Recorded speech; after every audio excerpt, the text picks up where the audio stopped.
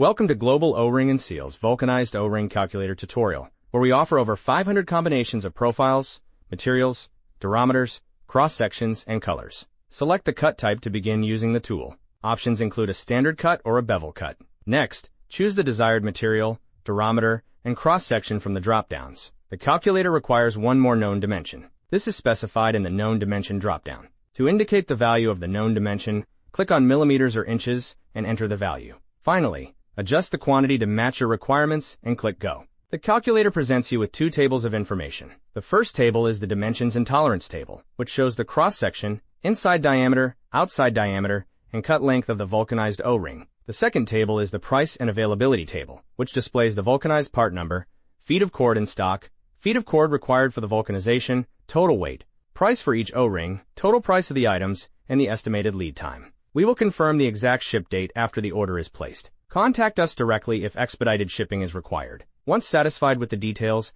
add the part to your cart, continue shopping, or proceed to checkout. Thank you for choosing Global O-Ring and Seal. For any assistance, please do not hesitate to contact us.